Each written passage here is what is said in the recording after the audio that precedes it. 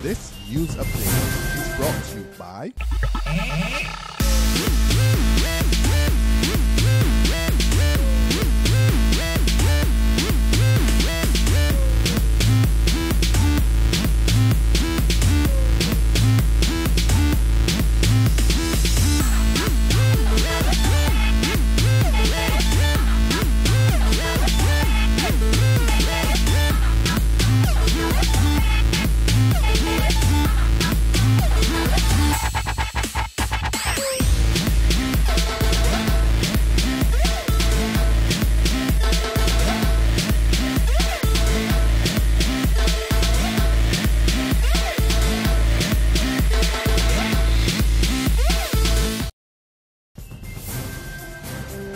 It's the first day of the month, time for the 6 p.m. Barbados Today update for Monday, September 1st, 2014. I'm Kmar Jordan. Thanks for joining us. Good evening.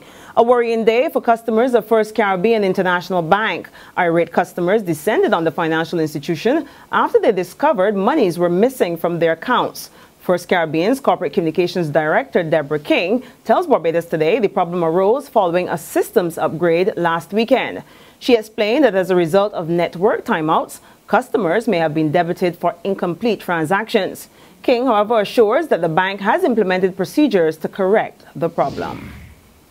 Meantime, Barbados is said to be racking up huge costs as a result of domestic violence. The acting director of the Bureau of Gender Affairs, Nalita Gajada, told the anti-violence march yesterday that the scourge affects the public health system, the police force, and other areas.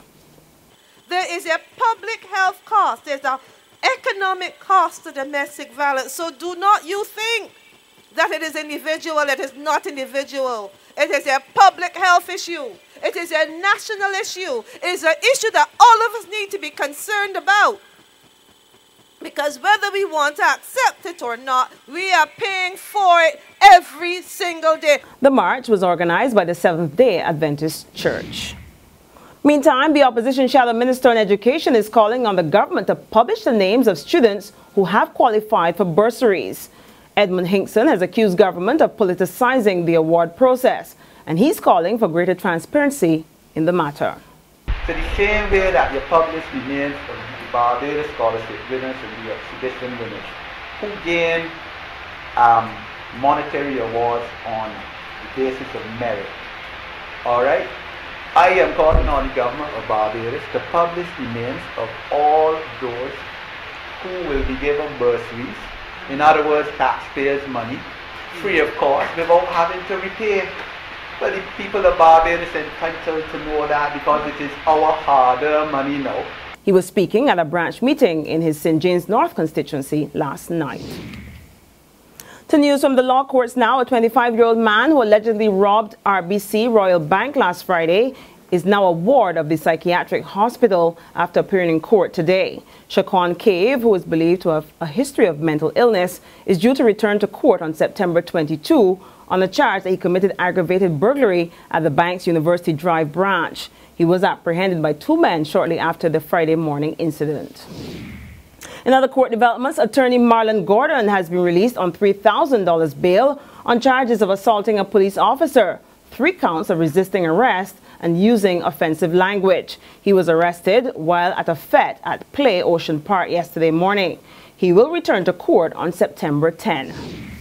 Meantime, the man shot by police while they were carrying out a drug eradication exercise in St. John over the weekend has been remanded to prison. He is 19-year-old Shaquon Xavier Haid of Colleton Land, St. John. He is charged with assaulting a police officer as well as cultivation, possession and trafficking of 259 cannabis plants. Also remanded to prison was 38-year-old Kirk McNeil Griffith, who faces charges of possession, trafficking and importation of 2.8 kilograms of cannabis from neighboring St. Vincent. He also faces several fraud charges. There's regional and international news after this short break. Hi, I'm Red Plastic Bag. Anyone who knows me knows I don't like cold.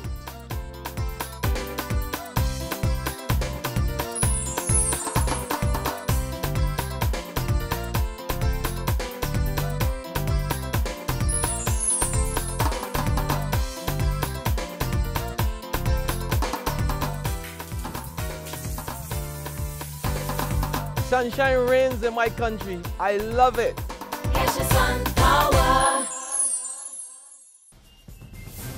We cross over to Jamaica now, where several people were forced to seek medical attention after a chlorine cylinder exploded in Martin Bay, the capital of the eastern parish of St. Thomas. Police confirmed that the cylinder exploded in a shopping plaza, and the strong fumes forced the closure of several businesses and schools. Police are continuing their investigations. And now to a story from the United Kingdom that has grabbed international headlines. The fight to save the life of 5-year-old Asher King, who has a brain tumor. His parents took him from a hospital in southern England and fled to Spain amid a dispute over his treatment. They claim he has the best chance of survival with the new therapy, but British doctors insist their treatment offers the child a 70 to 80% chance of survival, and that the parents are putting the child's life at risk. The parents are now in police custody in Spain, while Asher is now in hospital. We hope and pray that story has a happy ending. And on that note, we end our 6 p.m. update. We'll be back again at 7 o'clock in the morning. Until then, remember to log on to www.barbadostoday.bb. Subscribe to our e-paper or like us on Facebook for the very latest news and sports. You can also catch us on Izumi Media in bus terminals or on Screenplay via supermarkets and gas stations near you. I'm Kmar Jordan. Have a fantastic evening. Emmanuel Joseph is up next in the chair at 7 a.m. This news update is brought to you by